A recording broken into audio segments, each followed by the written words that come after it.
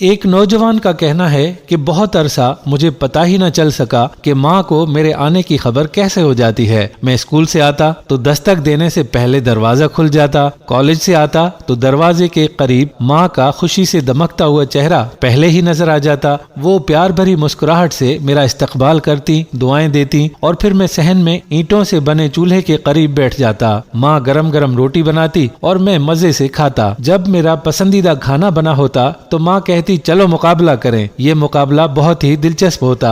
ماں روٹی چولہے سے اتار کر میری پلیٹ میں رکھتی اور مجھے کہتی اب دیکھتے ہیں کہ میں دوسری روٹی پہلے پکاتی ہوں یا تم اسے پہلے ختم کرتے ہو۔ ماں کچھ اس طرح سے روٹی پکاتی، ادھر آخری نوالا میرے منہ میں جاتا، ادھر گرم گرم تازہ روٹی چولہے سے اتر کر سیدھی میری پلیٹ میں آ جاتی۔ یوں میں 3-4 روٹیاں کھا جاتا۔ سمجھ نہ آتی کہ فتح کس کی ہوتی تھی۔ ہمارے گھر کے کچھ اصول تھے، سب ان پر عمل کرتے تھے۔ ہمیں سورج غروب ہونے کے بعد گھر سے نکلنے کی اجازت نہیں تھی، لیکن تعلیم مکمل کرنے کے بعد مجھے ایک بڑے شہر میں اخبار میں ایسی ملازمت ملی کہ میں رات گئے گھر آتا تھا، مگر ماں کا وہی معمول رہتا تھا۔ میں اگر فجر کے وقت بھی کبھی گھر آتا تو دروازہ خود کھولنے کی ضرورت کبھی نہ پڑی۔ لیٹ ہو جانے پر میری کوشش ہوتی تھی کہ میں خاموشی سے دروازہ کھول لوں تاکہ ماں کی نیند خراب نہ ہو، لیکن میں ابھی ادھر چابی جیب سے نکالتا، ادھر دروازہ کھل جاتا۔ میں ماں سے کہتا تھا کہ آپ کو کیسے پتا چل جاتا ہے کہ میں آ گیا ہوں؟ تو وہ ہنس کر کہتی کہ مجھے تمہاری خوشبو آ جاتی ہے۔ پھر ایک دن ایسا آیا کہ میری ماں میری دنیا اس دنیا سے چلی گئی۔ ماں کی وفات کے بعد ایک بار میں بہت دیر سے گھر پہنچا،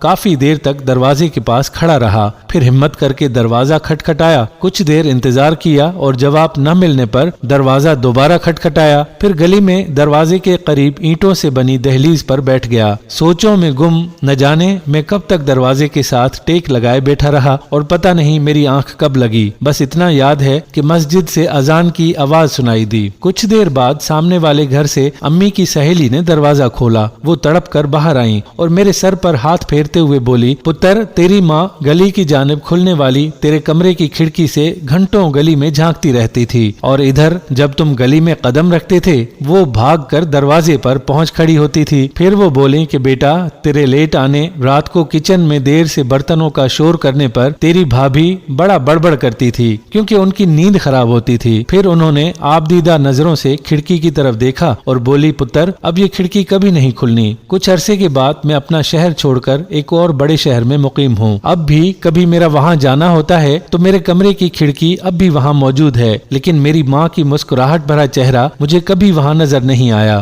پیارے دوستو، ماں باپ کے گھنے سائے کی بے قدری مت کرو۔ یہ یاد رکھنا کہ دھوپ بہت کاٹے گی، جب گھنے سائے والا پیڑ کٹ جائے گا۔ اللہ تعالیٰ آپ کے والدین پر رحمت کا سایہ نازل فرمائے، ان کو صحت مند اور تندرستی والی زندگی عطا فرمائے، اور جن کے والدین فوت ہو چکے ہیں اللہ تعالیٰ ان کے درجات بلند کرے، ان کی مغفرت فرمائے، ان کو جنت الفردوس میں اعلیٰ مقام عطا فرمائے، آمین یا رب العالمین۔ دوستو، اگر آپ کو ہماری یہ ویڈیو پسند آئی ہو تو لائک اور کمنٹ ضرور کریں، اور ہاں، اس ویڈیو کو اپنے فرینڈز کے ساتھ شیئر ضرور کریں۔ اگلی ویڈیو تک اپنے میزبان رضوان الحق کو اجازت دیجیے۔ اپنا خیال رکھیے گا۔ اللہ حافظ۔